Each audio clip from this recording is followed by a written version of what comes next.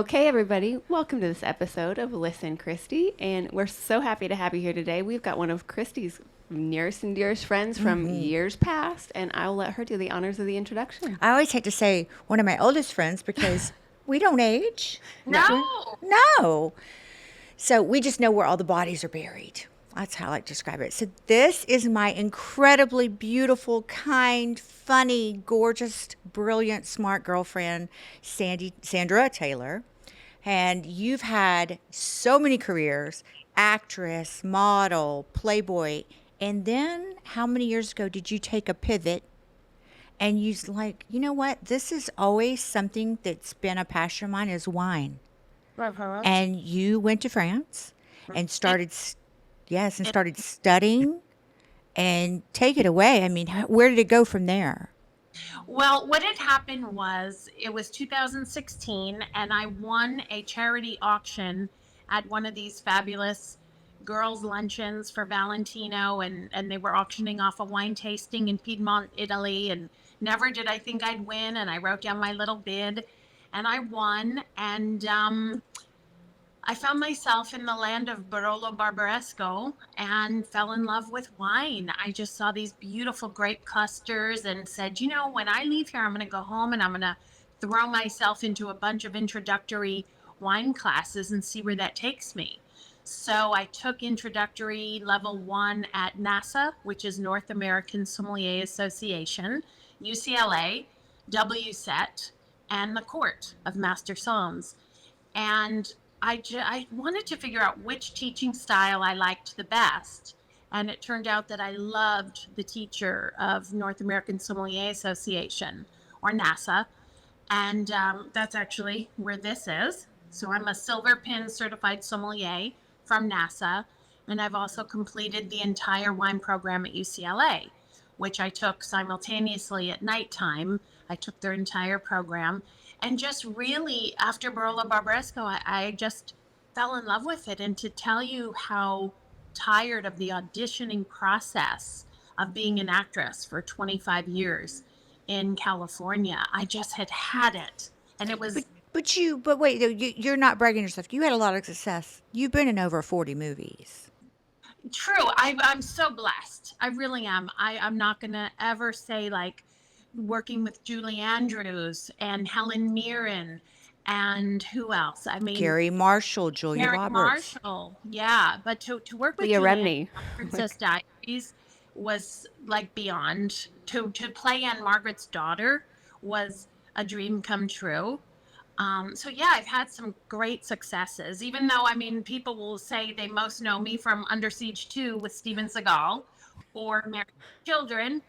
But yeah, I did. I had some huge successes, but I was just so tired of the thankless audition process that I don't know if you ever went through. But, one of my last auditions was for Adam Sandler, and I studied. I hired an acting coach. I had 8 pages of the sides, which is these Right. audition pages. So 8 pages of sides down. I had the physical. I had the word. I mean, I just had it down. I drove an hour to Burbank to read. I sat there an hour and waited in a room of girls that were very similar to myself, which is daunting. Right. You're like, oh, I mean, it's grueling, the process. And then I drove home an hour and I killed the audition, only to never even get feedback. Like, oh, she was good, but she was too tall or too short or too young or too Right. old. Never even thank you, Sandy, for putting so much work and effort Right. and days. And I said, this is so thankless. And, I guess I equate it similar to Being president. her. A realtor who goes out and shows all these Right. homes, and then the people go, no, we don't want to move after all. It's like you do all this work, but the payoff was so great. Because when I found myself on set, getting frozen by Arnold Schwarzenegger and Batman and Robin, or like I said, working alongside Anne Margaret playing her daughter and Christina Ricci in All's Fair in Love. The highs are super high, but the auditioning process was I had it. And then I fell Very in love daunting. with yeah. Yeah. Well, so take us back to the beginning. You were born and raised outside of New York. Yes. And then Yep. you started out as a model.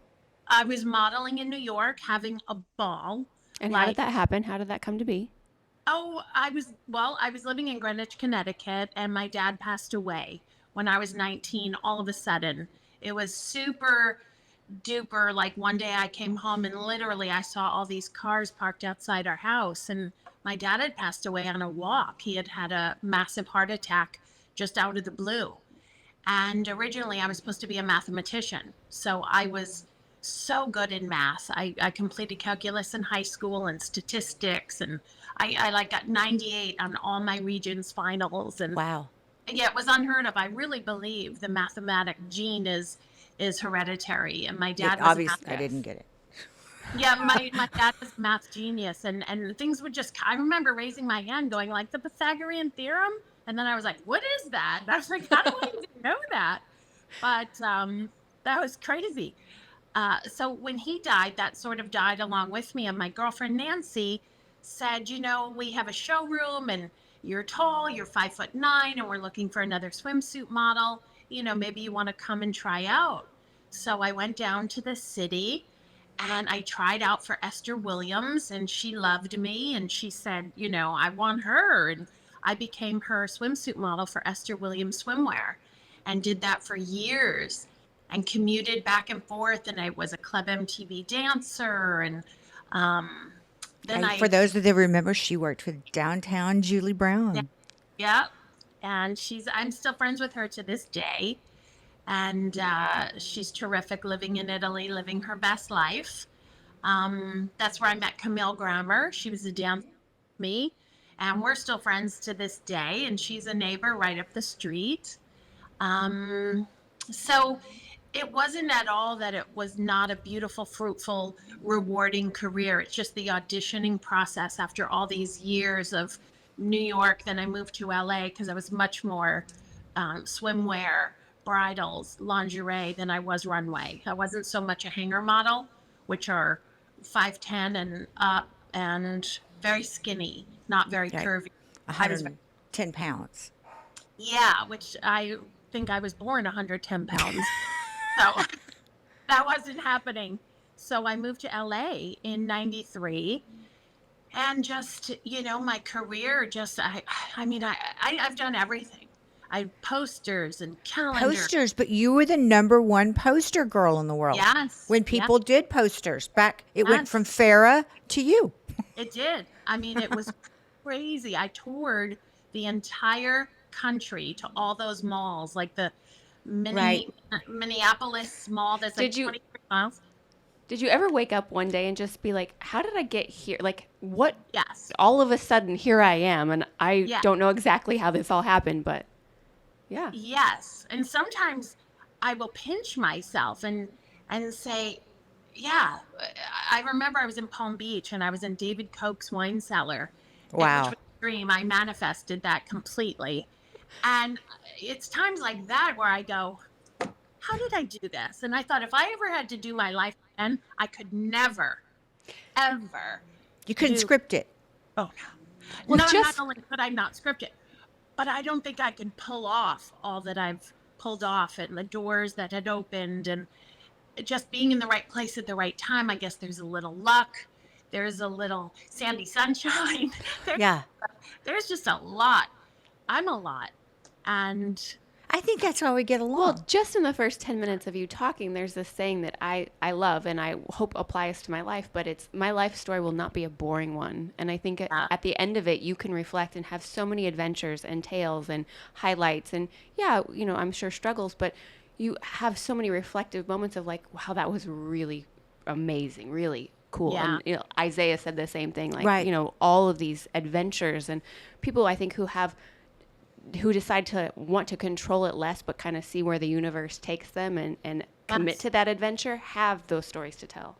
well, that's the thing. You know, people always said, did you always want to be an actress? And I was like, no. I actually, when I first met Garry Marshall, I was doing Guess jeans, and I thought I was the bee's knees because I right. was It flying. was the bee's knees. Oh, the Guess Jeans thing was Paul Marciano had picked me to be the guest girl, and I was flying between Hawaii and Vegas. I was a magician's assistant in Vegas at the Hard Rock, and I just thought I was all that and a bag of chips.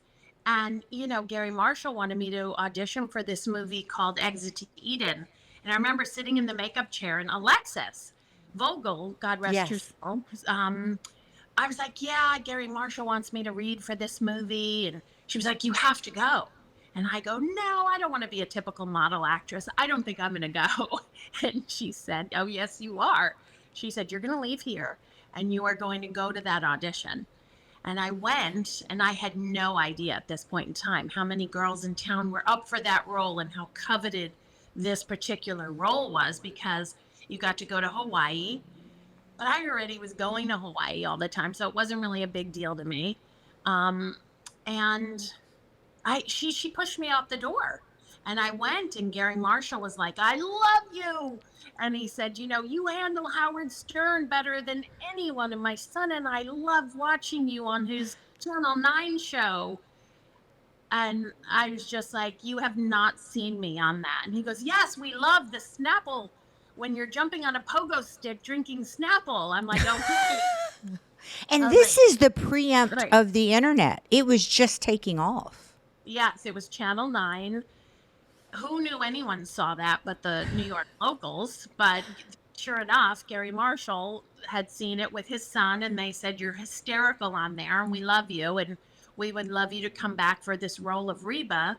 She's an island girl who, is big boobied and talks too much. And I was I'm thinking about Exit to Eden. Wasn't that the Rosie O'Donnell? Rosie O'Donnell, yes, it was. Yeah, and what's the other actress, the redhead? Right. Yes. I'm like, I know I watched that movie. Who was the other woman besides Rosie? O'Donnell, Dana Delaney. That's who. Yes. Yeah, she was amazing.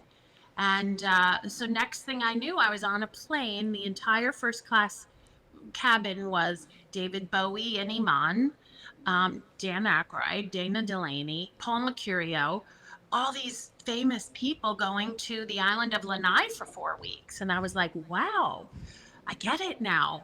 I get to be paid to hang out on this cool island with cool people. Yeah, and get my SAG card and to just really learn firsthand, having never taken an acting class in my life. Garry just cast, it basically was, I just brought Sandy to Reba, Right. And that was it. And he really cast sort of, you would call it method acting. I didn't even have to act. So it was after that movie that I decided, gee, I better take some acting classes, and, kind of threw myself into that. And then, wound up getting Under Siege and wound up getting this amazing agent at William Morris, which was one of the top agencies at the time. Right. It was like you said, where the universe sort of guided me, because I had no plan on being an actress. I had no plan on taking these things. I didn't even have a plan to be a model, but it was like, pew, pew, like a pinball machine. Like that ball just led me to where the universe said, okay, this is what you're going to do next. And this is what you're going to do next. And I found myself just going where the universe led me, and it has never let me down to this day. So, and Garry Marshall, God rest his soul, ended up being one of your very best friends in Hollywood. The biggest angel in my life for so many reasons. He was such a big cheerleader of yours. Yes. Put me in, I think, 12 movies where he directed. And then we acted alongside one another in 2 movies, which was a real treat, too, to see him, do his first love, which was acting. I mean, he loved acting. So I loved directing, but I think he liked acting even more. So tell us how it took you to the role of Playboy. Because you and Hef were really great friends. I loved Hef. I know. I mean, he was often misunderstood. Well, it's funny you say that, and I'm curious what your opinions are, because we've watched a lot of those documentaries that have come out, and maybe it was the time frame, but like Kristi talks about her time of having been at the mansion, and she's like, I never saw any of these things. I never saw the things that they're talking about. I will go to my grave saying that. I mean, I saw some crazy things. But I never saw some of the nefarious, hateful things that I hear. You were told never to go to Bill Cosby's house. Well, I was told, don't ever go. No one ever told me that, but not that Yeah. I would. Yeah. Not that I ever ugh, would, Yeah. but no one warned me of him. Um, I mean, like I said, I did see some crazy things, but it was great. It was like Jack Nicholson over in the bushes, Right. or just the great things that you read about. I never saw Hef in anything but a great host. He Right. was a great friend to me. He broke a cardinal rule, which was allowing a girl not only to be on the cover, but inside of Playboy after she had already been in Penthouse. Now, there were girls that went from Playboy to Penthouse, but no Right. one You ever had couldn't go gone the other way. from Penthouse to Playboy ever. Hef was always like, nope, nope, nope, nope, nope. And how that came about was I went to go visit Anna Nicole, who was a friend of mine, on the set of Naked Gun. And she was just darling. And I went to go bring her some food and flowers and visit her. And yeah, she was shooting, I think, Naked Gun 33 and a third. Yeah. And I go into her trailer, and there was Alexis Vogel, her makeup artist, who said, "Oh my God, who are you?" And I was like, "Oh, I'm Sandy. I'm friends with Anna, and I'm here to visit." Da, da, da. And she was like, "We are in search of Playboy's 45th anniversary." She goes, "And you Mm-hmm. have to be her. You absolutely have to come with me." And I didn't want to burst her bubble and go, "Well, I've been in Penthouse, so I don't think that's going to happen." But I just didn't say anything. And I was just like, okay. So she brought me in to meet Marilyn Grabowski. And Marilyn was like, this is it. She like stopped the presses. Next thing I knew, I was in a studio shooting with a 45-year-old Rolls Royce. My 40, Wow. yeah, it was a 45-year-old Rolls Royce to be the 45th anniversary. And we were shooting for like, I don't know, seemed 10 days straight. And then the phone rang, and I guess it was Arnie Freytag, who, Yes, that's who shot mine. He's wonderful. yes, but he had seen my pictures and he goes, "Oh, that's Sandy. Yeah. Hasn't she?" And he didn't want me to be the 45th because he wanted the girl he shot to be Oh, the 45th. And I was shooting with Steve. way So, down. yeah, Arnie was like, yeah, she's in a penthouse. And I don't think, so they kind of stopped the presses once again and were like, we're going to look into this. And Marilyn was like, I really want you to be it, but I don't know what to do. My hands are tied. So she talked to Hef, and she was like, we love her and we think like she's perfect. But Hef goes, well, what can we do to get around this? So I had my movie Under Siege 2 coming out. So they said, well, why don't we put you on the cover and make you a celebrity instead of a centerfold? That way you get to pick where you go do your big photo shoot, you get your cover, you get photo Right. approval, and you get Right. a lot more money. And it sounded great. I had hoped to be a centerfold just so I could be part of that sisterhood. But I understood that, they sort of had that rule, but to circumvent it, have said, I still want you. I don't care about the whole thing, but I would love to make you a celebrity and put you on the cover. And then the cover did so great. It was the number one selling cover in the year that he put me on another cover the following February with A Small World, Leslie Nielsen with Oh, Anna Leslie Nielsen. Nicole's, That's right. yeah, as a Bond girl. And that was no connection to Anna, but how I met Alexis was through that movie. It just was kind of funny. So I wound up being a celebrity and did that and got my cover and was in it anyway. But that's why I wasn't the 45th. You know who was also one of your biggest fans was Mary O'Connor. Oh, I love her. I That's know. right. Remember, she was Hef's assistant for what, over Yes. 50 years. Yes. Yes. Oh, She yeah. was, she loved you so much. Oh, yeah, everyone, the bodyguards up there, the security, Elaine, the staff photographer. Right. I was there every Easter. I was there every New Year's. I was there for Hef's birthday. I was at a couple July 4th. No one threw a party like Hef. No one. Right. No one. Okay. So we did that pivot. So then the Howard Stern Howard's great. book. Yeah. Howard was writing a book and he said, you have to be in it. You're one of my favorite guests.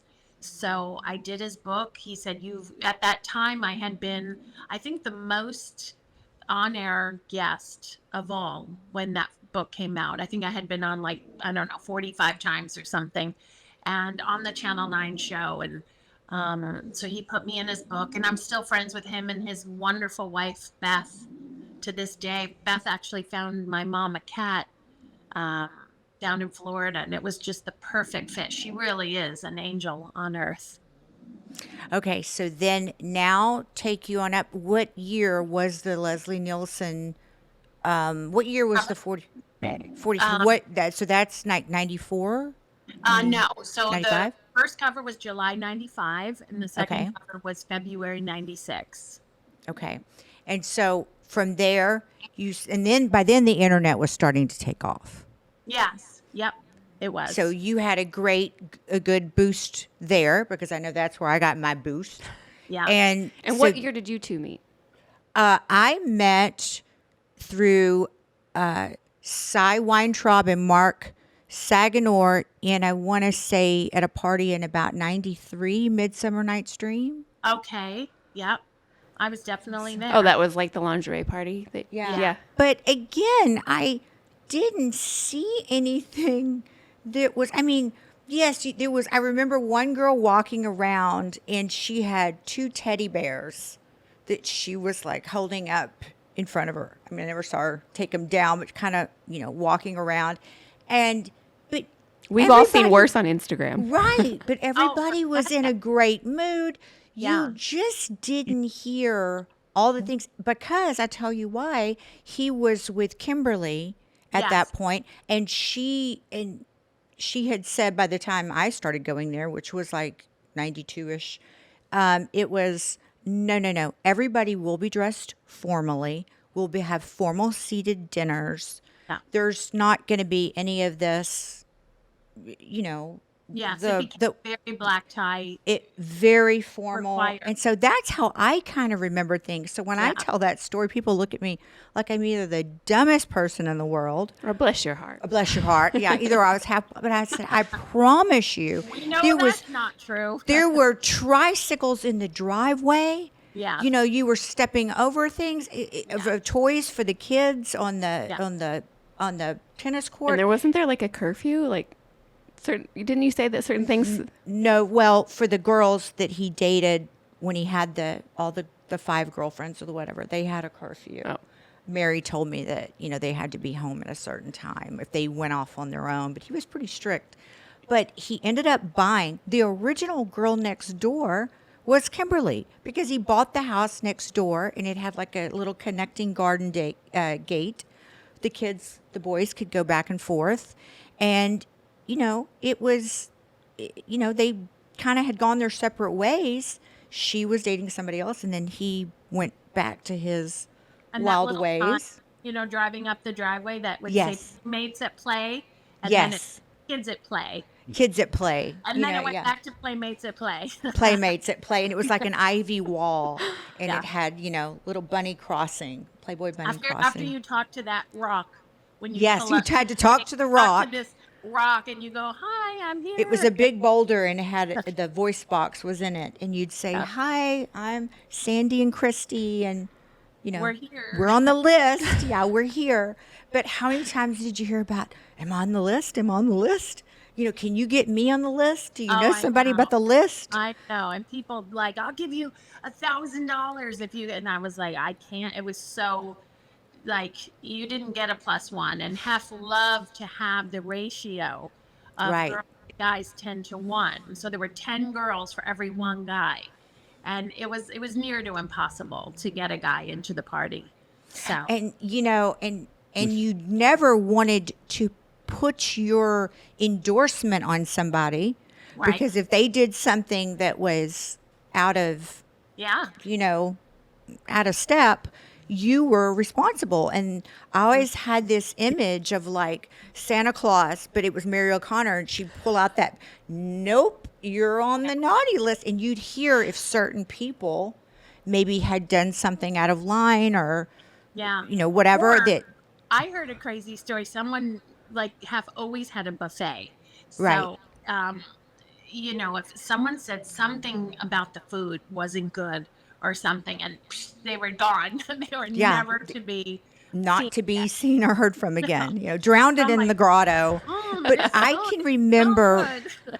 and I think, Sandy, you were at this dinner, but there was a very long, I only described the mansion on the inside. First of all, you didn't want to see it in daylight hours. It was not That shag carpet. that Needed shag comment. carpet. It needed And a it had an old English meets Goth kind of feel, like a very heavy carved, like a suit of armor and that Yeah. type thing. And I can remember sitting down for dinner, and he would sit at the end, and it was, gosh, I don't know how many people. It must have seated 2 dozen. Maybe it had leaves or something that they would extend it. And I remember Leon Isaac Kennedy was sitting to my right, and you're talking Mel Torme, Tony Curtis, Cy Weintraub, and I remember Dr. Jerry Buss, who I Yes. didn't know who he was. Oh yeah. He comes walking in, and he and Heifer, excited to see each other. And he had the tallest human being I'd ever seen in my life.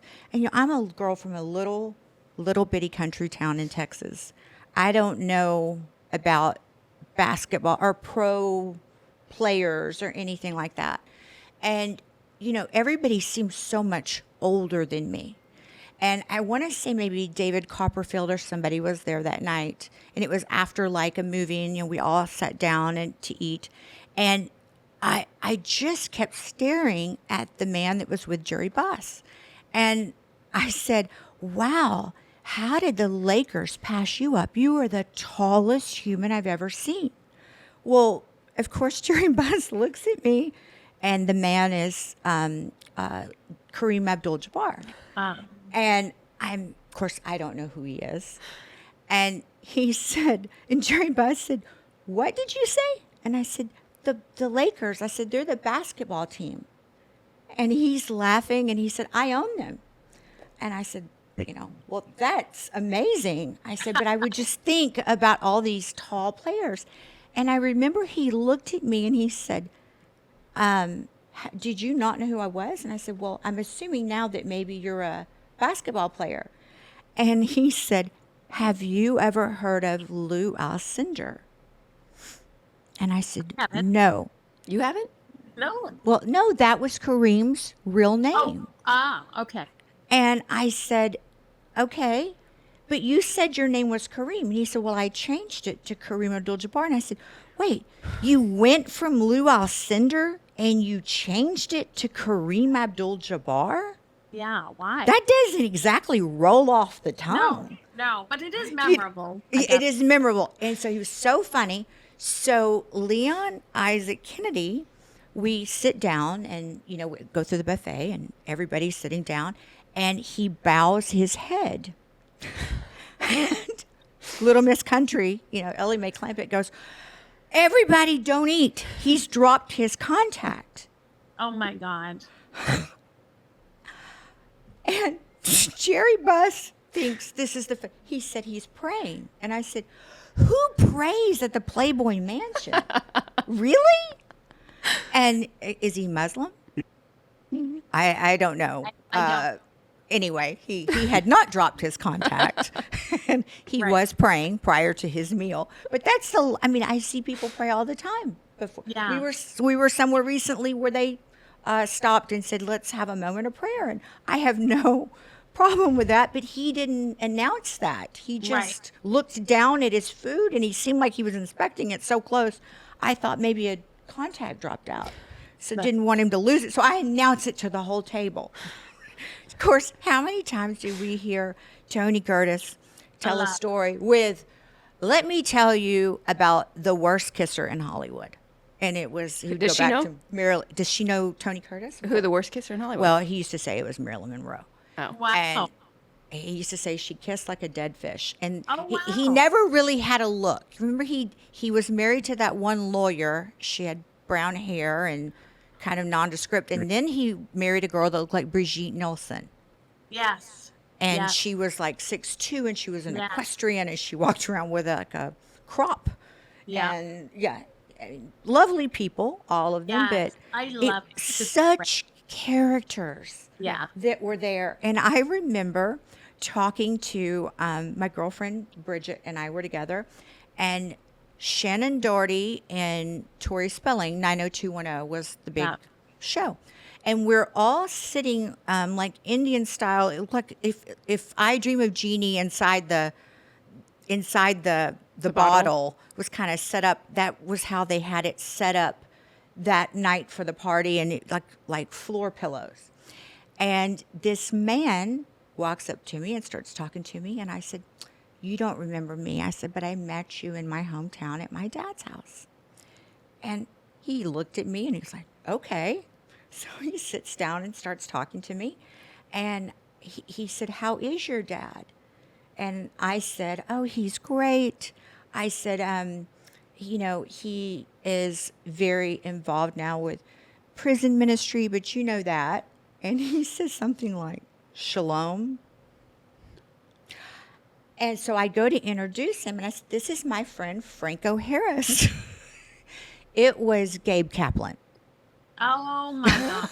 But they kind of had a look. They Yeah. looked similar to one Yeah. another. Yeah. And I felt like every time I went, I never had the wherewithal for somebody to say, you're just a little country girl, keep your mouth shut." And, I felt like, you'd see Anna Nicole there, and I was like, Yeah. "Oh, look, she's from Texas, and that's the sisterhood. We're all from Texas." And nobody told us any different. And like what you said earlier, if we'd had a map or some directional to go by and said, "This is your book and you have to go by these directions," I'm not sure we could have done it. But it's the draw of the universe just kind of took you to certain places. And then you look back on your life maybe 10 years later and you could say, "Wow, I was really blessed. That was some characters that I met, and rock stars and movie stars and things like that." But there was always a ebb and flow of very interesting people. Yeah. that And a came. for me, it was always a lesson. Through all these wonderful men, whether it was Hef or Garry Marshall or Jerry Buss, those are three men who all had such a massive impact on who I am today, to this day, and who all were just angels in my life and, taught me and helped guide me and sort of father figured and just were incredible. Those three men will always hold such a space in my heart. Yeah, and just I'm so proud every time I see Jerry Buss's daughter, what Yeah. she's done and carried on, and Yeah. in a male-dominated industry, Yeah. and how she's done her thing. But Sandy, you can't walk through anywhere in Los Angeles, if you're a visitor in LA, that people are looking for stars. But I've been with her that so many stars stop her, and from George Clooney to Julia Roberts to The Rock, everybody knows and loves Sandy. Oh, thank you. Sandy Sunshine. I feel like Sandy Sunshine is such a My good. my IT guy did that on my email. He goes, we want to make it fun. He goes, Sandy Sunshine, and it kind of stuck. That was funny. But I wanted to tell you before I forgot. One of the things that brought me out to LA was I heard that Jerry Buss did a ring girl, where the girls walk around. And I was right after my dad died, and I started modeling for Esther Williams. And I had heard about these contests where you could win $1,000 if you were the ringsider girl. So I flew out and joined the contest. And that's how I became really, really good friends with Jerry, was, by being one of the ring girls and winning. And, after you win, you have to wait, and then you all go against the set of winners, and then they go back. And then, like after a year, you all compete in the Budweiser suit to be Miss Ringsider. And that's how I got to know Jerry so well. And, then it turned out he was friends with Hef and he was friends with Garry, and they all knew each other. And it just was like, wow, this is just the greatest. And I just feel like not everybody gets that opportunity. No, I And can oh, they remember. can. I'm sure you were friends with Don Sterling. Yes, to I this day, I'm remember friends with Shelley. he owned the To Clippers, this day, Yeah, you're friends with who? Don Sterling and Do- Shelley. oh, But Shep. Shelley. so And I see Shelley all the time. She's fantastic. She is well, I remember telling amazing. him, I'm Polish. And he's like, "Have you tried this restaurant and this restaurant? It's, Yeah, Polish." And no matter who he was around, if it was yeah, the valet or the waiter, he would always say, "What do you think I should do with the Clippers? Who do you think should be coaching? Who do you think?" And then I remember being at the mansion one night and I said, "Have you ever met Dr. Jerry Butt? He owns the Lakers. That's who you should ask." Just as innocent, you oh, they know. were buddies. They were buddies. Yeah, Right. And the Clippers ended up, doing great things, but I felt so bad for Don Sterling and his family because he kind of got trapped in a little bit of a kerfuffle. record yes, a little bit of a recording gate, I should say. Yeah, And somebody recorded him saying some unfortunate things, and yeah, I don't think he had all his wares about him. And yeah. but yeah, but that was too bad. But the and wasn't it strange, like, to watch Anna Nicole Smith From her. go from her rise and then Playmate of the Year and all the things that everybody deemed, you had to be super thin, you had to be all these things, and then Yeah, along came this curvy girl, and yeah, it was like, hey, there's love for curvy girls. We yeah. kind of went through I it. loved it because she was even curvier than I am. She was a And she was a big girl. yeah, she was Zoftic, as they always Yes. say, Anna Zoftic. And I was like, ooh, I have to look that word up. I was like, wow, Zoftic sounds so good. But yeah, she kind of set the stage and she did the guest thing. She did the Playboy thing. She had my same agent. So we were literally like together a lot just because of all the same dynamics on our team, you And she know. was a sweet person. The sweetest, like Yeah. the sweetest. I mean, just so sweet. I can't even tell. I mean, yeah, not the brightest, but No, the sweet. no. Yeah, But yeah, but very kind, and she, very. anybody that loves animals, and having the zoo right there at Yeah, the Playboy Mansion, and all the different. He just lived. It was Hef's world, yeah, and he could make you feel very welcome in it. yeah, And he was so gracious and kind to everybody. yeah, And I just what a time. And I guess now that's been sold, and yeah. To the gentleman whoever. who owns Pabst Blue Ribbon. Oh, and I guess they're going to rebuild a new mansion, and Yeah, but they're almost finished.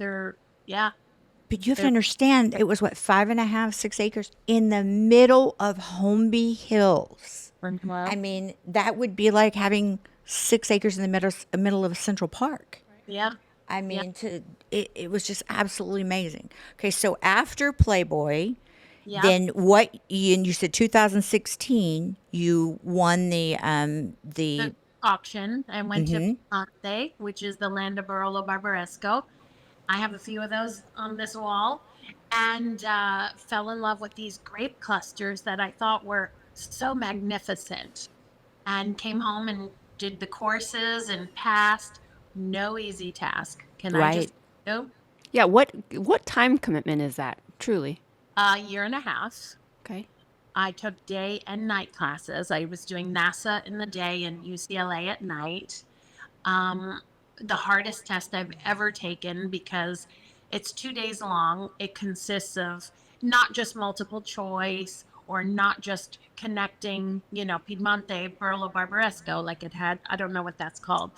Multiple choice, it had an essay, it had food and wine pairing, it had a blind tasting, it had, I mean, the components of this test were unbelievable. I would stay up all night long, like just learning the 17 DOCGs of Italy. And I wound up getting shingles. I was so nervous and stressed.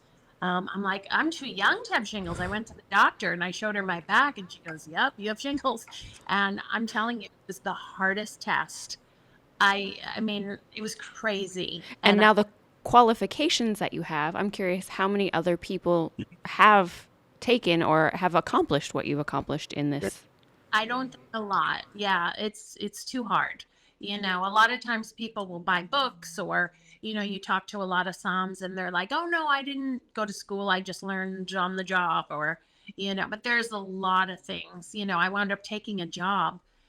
I don't even know if you know this, Kristi. I took a job at a restaurant in downtown Los Angeles called Miro. It was on the corner of Wilshire and Figueroa, and beautiful restaurant. I was on LinkedIn for one day and put sommelier,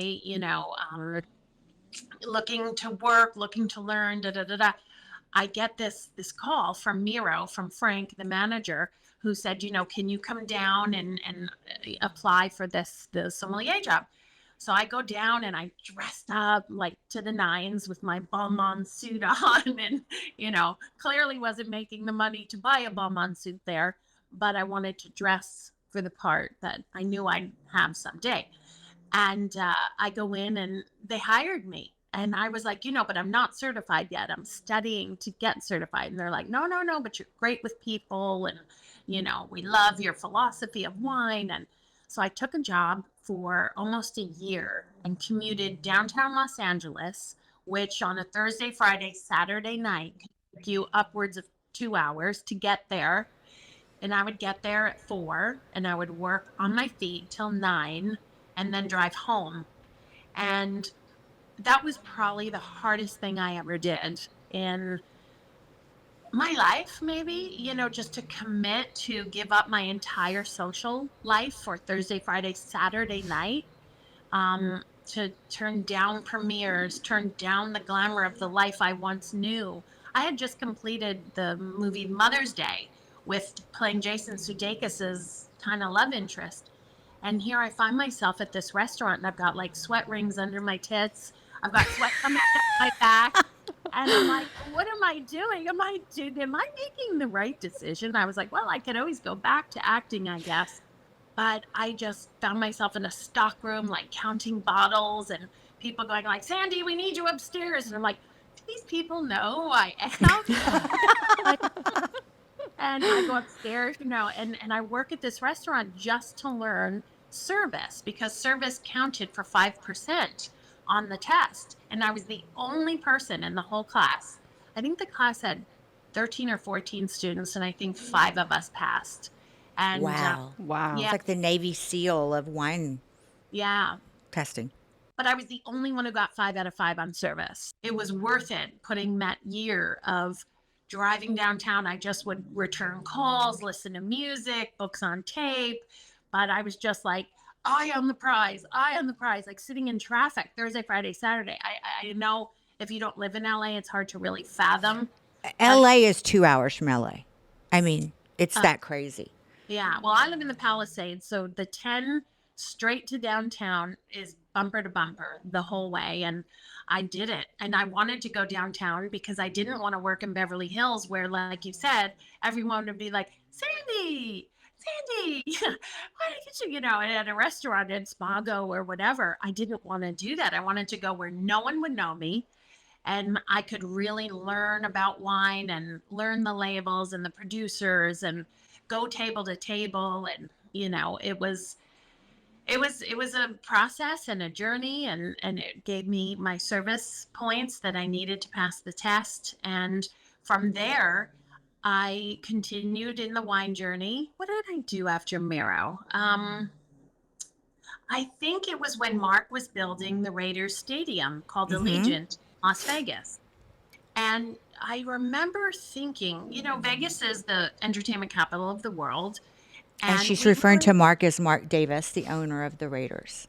Yeah, who's been a friend of mine for 25 years. And, I thought maybe we should put in a premium wine program because you're going to have suite holders that are going to want to drink things other than the typical wines you usually find at a stadium, which is the level of, say, Duckhorn or La Crema or... Yeah, exactly. mid-tier, mid to lower tier at a stadium. So I said, let's put in a premium wine program because you're going to have your heavy hitters from MGM, your 9 million a night gamblers from Singapore that drink first growth Bordeaux. So we did. We put in a premium wine program, and I created this entire first ever NFL in-house sommelier position.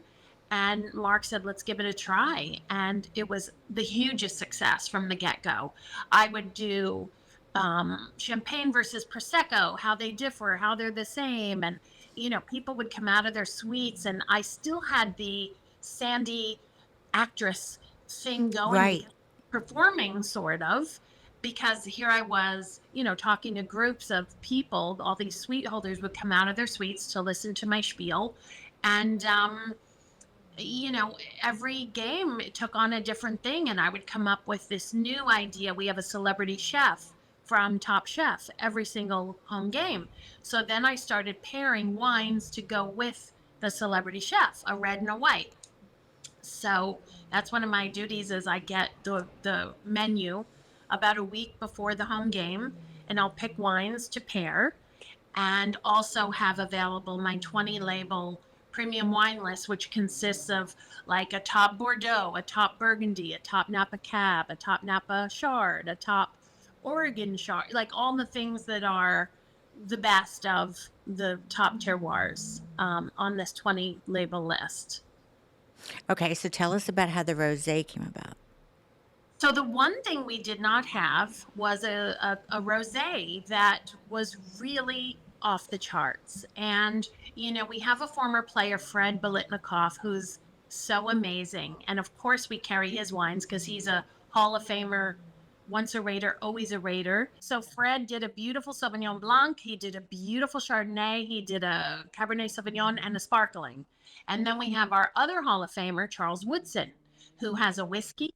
He's got a red blend. He's got a Pinot Noir, and he's got a Chardonnay. No one had a rosé. So I thought, well, I'm not going to, be stepping on anyone's toes. And it's always been my dream to do a rosé. I was supposed to do one about 4 years ago out of Northern California, which would have been so easy, but it wasn't good. And I spent years getting the right label and getting the right everything. But when the wine came back, it was 100% Grenache, and it just wasn't good. And I had to, I throw away my dream there. That was a real devastating thing. So when I had an opportunity now to do one, I went to Mark and I said, Mark, I wouldn't be stepping on Charles's or Fred's toes. We don't have a rosé. We're not under contract with anyone. I keep bringing in these other rosés, but I don't love them. I would love to do our own rosé. So he liked the idea, and he said, throw the idea around with our Silver and Black Hospitality, our distributors, Southern Wine and Spirits and Glazers. So I threw this idea around, and, people were like, oh, that is a good idea. That is a good idea. There were a few out there that were okay, but none that had a component that I really wanted to implement into a rosé. So I said, I really need to do this. So I talked to one of the people at the stadium, and he goes, you know what? Just go. He goes, just get the ball, like in football, and just go down the field. He goes, just go till someone stops you. If Mark loves the idea and Southern's behind you, and just go till you get stopped. So I was like, okay. So I booked my flight. I got the world's greatest rosé maker, Gerard Bertrand, to collab with me on a rosé, which was unbelievable that he accepted the, I Googled, who's the best rosé maker in the world, and contacted this guy. I don't know if you've ever heard of Gerard Bertrand, but he is huge. I mean, you can't go anywhere in France without knowing who Gerard Bertrand is. So everyone was like, no, he's not going to do it. He just turned down a collab with the Ritz-Carlton cruise ship lines. He's not going to do it. And I contacted his people, and it took a while, but we had a Zoom, and I got him to agree to it, booked my flight, flew to France, literally like little scientists were in the vineyards and, tasting all the different grapes from that vintage and put together a blind tasting. And, he wound up tasting mine and he picked my blend over. Oh, yeah, which he was like, wow, that's humbling. And the key component was Viognier. I'm a huge Viognier fan. So in any great rosé, they're all usually, typically, the best rosés are from the south of France. No doubt, hands down. I don't care what anyone says. I'm here to tell you. South of France rosés are where it's at. And they're Grenache based. They have Cinsault, Mourvedre. I put Syrah for color because I wanted that bluish pink, and Viognier, which was my secret special sauce. Viognier to give it that sort of floral, slightly spicy component that I felt every rosé is really missing. I even tried one last night somewhere, and it just didn't have the beauty and the floral and the notes that I felt are really integral for a great rosé. And so you designed the bottle and it became Raider Yes. Rosé. Yeah, so this is the bottle. And so they always say that Raiders, Mark's father was the original owner, and everybody would say, black and silver, baby. Yeah. Win, So win, black. baby, win. Yeah. No, it's just win, baby, Just win, baby. Yeah. and silver and black. So, Yes. we went back and forth for 10 months to get this label right. And you're probably like, 10 months on a label. I'm telling Oh, I you, can see it. the process. We had the black, we had it paper, we had black and white and silver. And we had this big, if I could show you all the trials and the things that go into making a label, but I wanted the silver because Mark loves silver. And I wanted it to be like a sticker Right. and not a paper label. And they're like, no, you can't do a sticker. A sticker will bubble, when you put it in water. And I was like, oh. So I remember going back and calling Mark because we loved the look of, I had mocked up this. And I said to him, I don't think we could do a sticker because they said it'll bubble. And he goes, well, Jesus, we could put a man on the moon and we can't get a sticker not to bubble. And I'm like, good point. I think we can. So we had to go find like this sticker maker that wasn't going to make it bubble, and he said, fight for what you want. You don't want paper and you don't want black on it. You want a transparency and you want to see the color. You added the Syrah just to make it that blue pink. Yes, So- it's so vibrant. Yeah. And fight for what you want. And I was like, okay. I remember I was so fired up. I was sitting in a parking lot of a grocery store and I'm like, all right. So yeah, so after like 10 months of label making, that is what we came up with. And I think it's so beautiful. And the shape of the bottle was another week process of now putting the label on, the tall bottle, or do we want that shape? All the different shape bottles you would never imagine go into choosing. And you can see all the different shapes when I show you my wall. There's a lot that goes into it. And sometimes you look at this and you go, well, it's rather simple. And you go, yes, but you know what? The more simple, the more difficult. And Right. it makes me think of Because you have to relay a message. Yeah, but remember in auditioning, like if you had a monologue to do, it was a lot easier than if you just had one line. Because if you just had one line, like, hey, what time is it? It's like, oh, hey, what time is it? Or, hey, what time is it? And there's like so many ways to do that one line. But if you're doing a monologue and there's a lot going on, it's so much easier than doing just one line. And I equate that to the simplicity of doing the label to make it simple, but poignant and memorable and classy and all the things I wanted. It was harder to do than if I just threw a bunch of shit on there and said, let's just put everything on there. So I think it came out so great. The response has been off the charts. Like, So you're officially been launched for how long? so we launched this past 2023 season, and each of the suite holders got a bottle in their suite. It was sold in the stadium. Also, we have a Raider Rosé cocktail. and I think it's called the Sandy Sunshine now. It was the touch. Oh, Yeah, now it's called the Sandy Sunshine. And it did phenomenal. And I went on every news outlet. I got in the local paper, the Las Vegas Review Journal. I mean, I pulled out all the stops, and Gerard came out from France, and wow. came to a game and poured for the fans, and it was unbelievable. So we now have an in-house sommelier, first ever for the NFL. We now have a rosé, first ever wine, for the NFL. So it was pretty great. You've just done so much to be proud of. She does. Thank She does. you. So, let's say you're going to a red or you're going to a white, what has been some of the dream blends that have hit your palate? Dream blends. Well, Well, or like the Latour or the yeah. or Harlan's we were talking about earlier. I mean, some of the things that people only dream of tasting. Yes, I've been really, really fortunate to try everything. We have Screaming Eagle, which is averages about 7,000 a bottle. That's a Napa cab. Not my favorite. Good, but certainly not $7,000 good. I'd rather get a Chanel purse. But it was good. I tend to like French and Italian. Really, really fit my where I'm at right now. Napa tends to be, unless it's been in the bottle for 10 years aging, not something I would ever gravitate toward ever. That's why when you said Harlan's great, and Bill Harlan is a genius. But what they've done in their packaging and what they've done in their Napa Valley Reserve private club is amazing.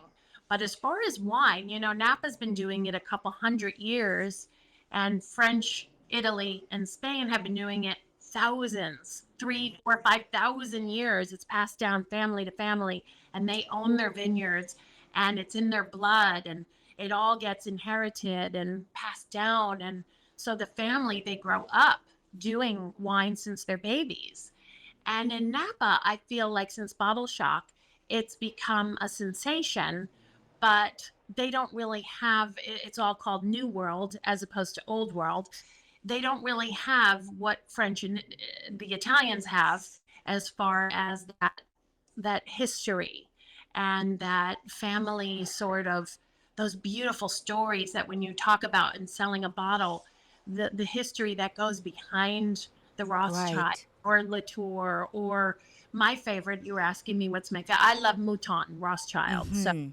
it's one of the premier, Right, of there's course. 1855 classification of Bordeaux. There's 5, and I have them all up here. There's Chateau Lafite Rothschild, Chateau Latour, Chateau Haut-Brion, which is the oldest. You have Chateau Mouton Rothschild, which is my favorite, which is kind of shocking because most people would think it would be Lafite.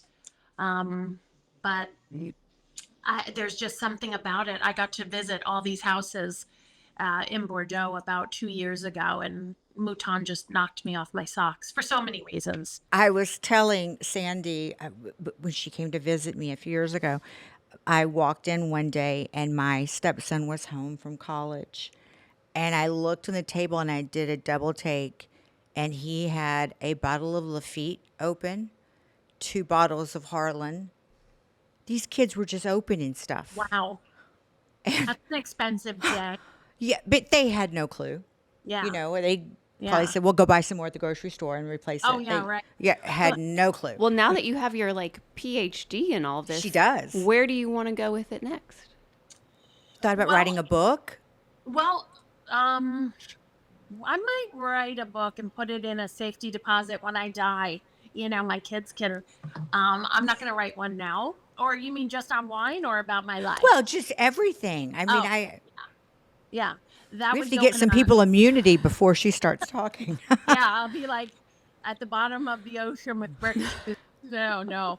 Um, maybe, but when Mark and I had dinner on Saturday, and I was telling him because I finally got the numbers back for the rosé and how well it did and how the cocktail did so great at the stadium, and it was just so well received. And he said, I'd like to keep the product going, and I would like to revisit it and have you do another vintage of the current rosé, but I'd like to maybe do another product.